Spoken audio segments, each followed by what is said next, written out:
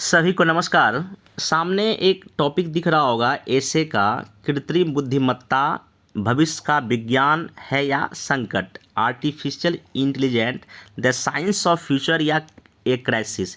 ये काफ़ी इम्पोर्टेंट इस बार के लिए ऐसे हो सकता है क्योंकि अभी हाल ही में ग्रोक नाम का एक एआई टूल विकसित किया गया है एलन मस्क के द्वारा, तो जो काफ़ी जवाब भी दे रही है और काफ़ी अभी सोशल मीडिया में वो काफ़ी चर्चा का विषय भी बना। इसके पहले भी और भी कहते हैं कि एआई टूल ऑलरेडी डेवलप किए जा चुका है।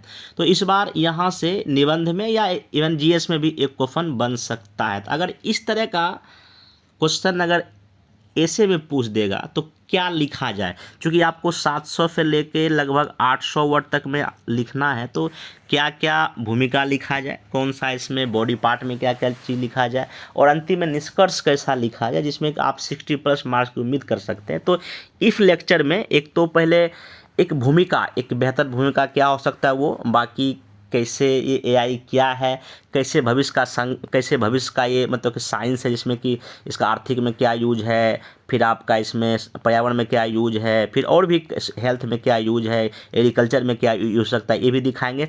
उसके बाद फिर चूंकि ये कैसे संकट बन सकता है, तो ठीक है ना, संकट को हम देखेंगे। कुछ इसमें स्टीफन हॉकिंग इसके बारे में क्या बोलते हैं, या एक दो और स्टेटमेंट लेके हम इसकी आलोचना भी करेंगे। तब जाके अंतिम में इसका एक क्या बेहतर निष्कर्ष हो सकता है वो भी इसमें हम जानने का प्रयास करेंगे। अगर आप इस लेक्चर को देख लेंगे और अगर इस तरह का अगर निबंध वहाँ जाके लिख देंगे तो आप ये उम्मीद कर सकते हैं कि 60+ का, ठीक है ना। एक चीज़ और, अगर आप साइंस का अगर कोई भी अगर ऐसे लिखें तो साइंस के ऐसे में हमको किस तरह के कोटेशन या किस तरह के पंक्ति का यूज करना चाहिए, मैं वो भी लाया हूँ। जैसे कि आप इसमें एक महात्मा गांधी जी कहते हैं कि विज्ञान को विज्ञान तभी कह सकते हैं जब शरीर, मन व आत्मा की भूख मिटाने की पूरी ताकत रखता हो, ठीक है ना। एक और है, विज्ञान ने हमें सच्चाई तक पहुंचाने का भरोसा दिया है, इसने हमें शांति या सुख तक पहुंचाने का आश्वासन कभी नहीं दिया।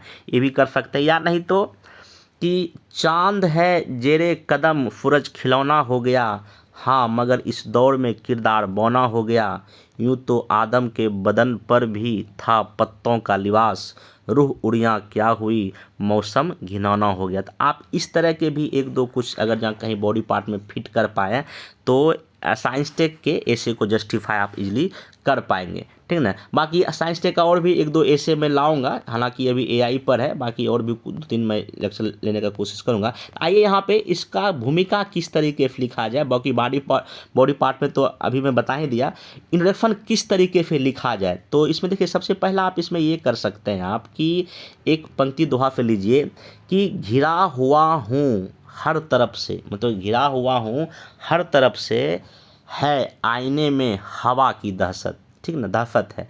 अब ये देखिए 2 लाइन का जो पंक्ति है इसको कैसे आप आगे व्याख्या करेंगे। उक्त पंक्तियाँ वर्तमान विश्व की उन समस्याओं एवं आकांक्षाओं का द्वंद्व है जो उसके सम्मुख खड़ी है। देखिए जब भी मैं कभी ऐसे चेक करता हूँ तो कई लोग तो पंक्ति दोहा लिख देते हैं, लेकिन इस पंक्ति दोहा को फिर यहाँ पे लिंक नहीं कर पाते। ये जो आपको उक्त पंक्तियाँ दिख रहा होगा ये लिंक करना होगा, और ये ऐसे में फ्लो देता है। जब तक आपके ऐसे में फ्लो नहीं होगा, लिंक नहीं होगा, तो आपको मार्क्स मिलना कम मिलेगा। इसलिए अभी कई फाइल लेक्चर मैं यूट्यूब पर लिया हूँ कि कैसे बॉडी पार्ट को जोड़ा जाए, कैसे एक पार्ट दूसरे जोड़ा जाए, आप वहाँ जाकर सीख सकते हैं, ठीक ना।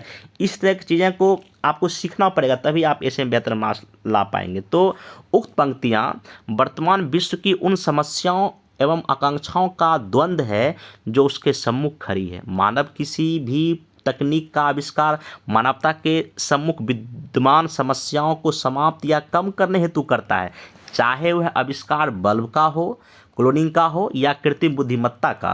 परंतु इसी तकनीक का दूसरा पहलू अंधकारमय या विनाशक भी होता है जो मानवता के विरुद्ध खड़ा होकर इसे समाप्त करने को उतारू है। जैसे जर्मनी की कार बनाने वाली फोक्सवैगन के कारखाने में एक रोबोट ने साथ में काम कर रहे एक व्यक्ति को ही मार डाला, अर्थात जिस इंसान ने अपनी मस्तिष्क व ज्ञान की ताकत से रोबोट को विकसित किया वही उसके जान का कातिल बनने लगा। तो आप देखिए ये जो भूमिका लिखा गया है तो जो ऐसे का जो मेन थीम है कि भविष्य का विज्ञान और संकट दोनों है इसमें, ठीक ना, यहाँ पे की टर्म।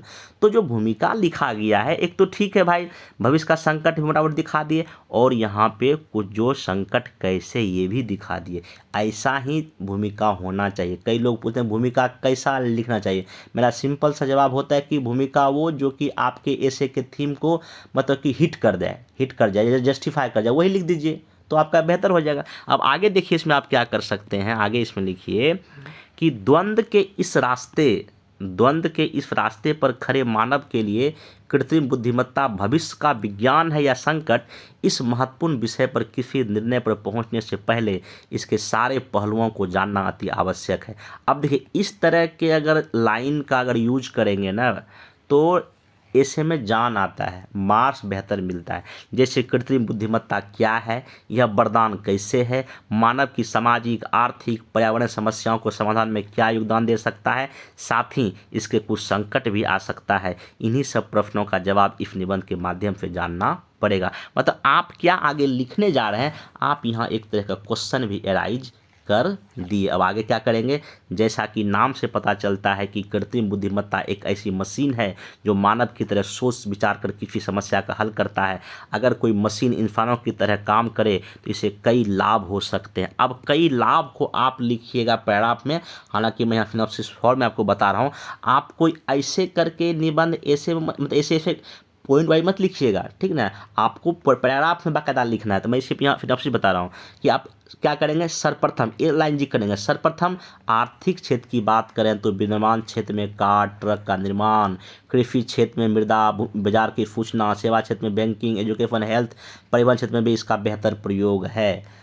आगे लिखिएगा। दूसरा, अगर हम देखें अभी भारत के सामने सीमा सुरक्षा की बड़ी समस्या है। रक्षा निर्माण, डीआरडीओ का सीमा सुरक्षा या चीन समुद्री सुरक्षा, इसरो में एआई का हम बेहतर इस्तेमाल कर सकते हैं। तीसरी समस्या पर्यावरण की है, जहां एआई का प्रयोग हम बेहतर ढंग से कर सकते हैं। आग की समस्या, आग की घटना अमेजन में हुआ या अमेरिका में हुआ, अभी बिहार में भी मतलब वाल्मीकि टाइगर रिजर्व में आग लगी है, मैं कल ही न्यूज़पेपर शेयर किया हूँ, ये भी कर सकते हैं। देखिए अपने ऐसे में कोशिश ये कीजिएगा, अगर एक दो अगर कुछ बिहार को अगर जोड़ पाए तो ठीक रहेगा, ये कोशिश कीजिएगा। तीनों ऐसे में आप कर सकते हैं, अगर कहीं बन जाए स्कोप तो कोशिश कीजिएगा। बाकी तो सेक्शन सी में स्कोप तो है ही, बाकी ए और बी में भी जोड़ने का कोशिश कीजिए। फिर क्लाइमेट चेंज के आंकड़े के लिए चक्रवात, भूकंप, बाढ़, बिहार का एग्जाम्पल वही बोला, आप यहाँ दे सकते हैं। चौथी बड़ी समस्या न केवल भारत बल्कि विश्व के सामने स्वास्थ्य की है, मेडिसिन निर्माण में, खतरनाक बीमारी का पता लगाने में, वायरस का पता लगाने में, या अभी जो कोविड-19 हुआ था वहाँ भी, ठीक ना। मानव जीवन के दैनिक कार्य की जटिलता काफ़ी बढ़ गई है, इसमें एआई का प्रयोग किया जा सकता, जैसे एलेक्सा है, गूगल असिस्टेंट है, ठीक ना। तो ये सब का जिक्र जेमिनी है, इसका भी यूज कर एग्जाम्पल दे सकते हैं। राजनीतिक स्तर पर देखें तो बड़ी बड़ी रैलियाँ, चुनाव प्रचार, निष्पक्ष शांतिपूर्ण चुनाव में इसका प्रयोग किया जा सकता है। कृत्रिम बुद्धि सामाजिक न्याय, जीवन की सुख सुविधाओं वृद्धि, नागरिकों को बेहतर रोजगार के अवसर भी मुहैया करा सकता है। तो एक दो, या अगर एक दो कोई केस स्टडी, जैसे कि मान लीजिए कोई ऐसी वृद्ध महिला है जो पढ़ने नहीं जानती है, ठीक ना, या लिखने नहीं जानती है, वो कुछ सीखना चाहती है, या कहीं कुछ वो कुछ सर्च करना चाहती है, उसको टाइप करने नहीं आता है, तो मोबाइल में एआई तो है, बोल के वो चीज़ बहुत कुछ सीख सकती है। आप ऐसा कुछ एग्जांपल से बातों को कर सकते हैं। देखिए वो प्रैक्टिस से होता है, ठीक ना। आगे चलिए। उपयुक्त लाभों को देखकर प्रथम दृष्टया प्रतीत होता है कि एआई का उत्थान या प्रयोग मानवीय सभ्यता के लिए वरदान है, परंतु इस पक्ष पहले अधिक स्याह और नकारात्मक है, जैसा कि परमाणु बम के खौफ से युक्त विश्व इसका प्रमाण है, ठीक है। मतलब इसका दूसरा पक्ष ये भी है। स्टीफन हॉकिंस के अनुसार कृत्रिम बुद्धिमत्ता यकीनन मानव सभ्यता का सबसे बड़ा आविष्कार होगा, किंतु यह अंतिम आविष्कार सिद्ध होगा। ये जब भी कभी एआई का आप लिखें निबंध तो आप ये लाइन जरूर लिखें, आप एक दो एक्स्ट्रा मार्क्स का उम्मीद कर सकते हैं। अप्रयुक्त आलोचना की सच्चाई से मुंह नहीं फेरा जा सकता है, इससे कई क्षेत्रों में देखा है। जैसे आर्थिक क्षेत्र में एआई के प्रयोग से चूँकि ऑटोमेटिक सब कुछ हो जाएगा, बेरोजगारी समस्या बढ़ जाएगी। ब्लू कॉलर था जो शारीरिक श्रम मजदूर कहाँ जाएंगे, भारत में वैसे ही 10% से अधिक बेरोजगारी की दर रहती है, वहीं हॉट कॉलर जॉब में भी संकट है, तो मतलब कि बेरोजगारी की समस्या बढ़ सकती है।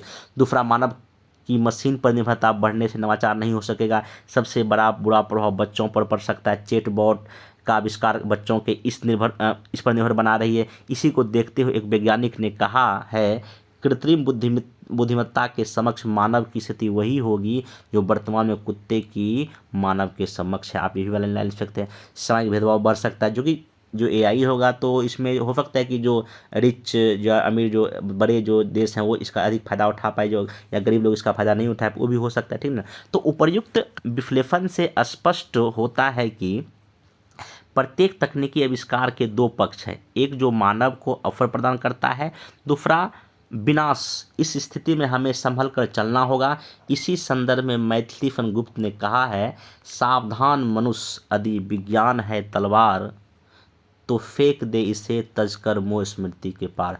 कुल मिलाकर एआई का प्रयोग मानव जाति आवश्यकता भर के लिए करे। इसके उपयोग के साथ मानव के कौशल विकास, रोजगार सृजन को बढ़ावा दिया जाना चाहिए। प्रौद्योगिकी का प्रयोग मानव हित में होना चाहिए। यह मानव का पूरक बना रहे, ना कि विनाशक। आप ऐसे करके भी जो है ना चीज़ों को मतलब ख़त्म कर सकते हैं। तो आप एक देख सकते हैं कि जब भी कभी इस तरह का निबंध आवे तो आप कई डायमेंशन में जाइए।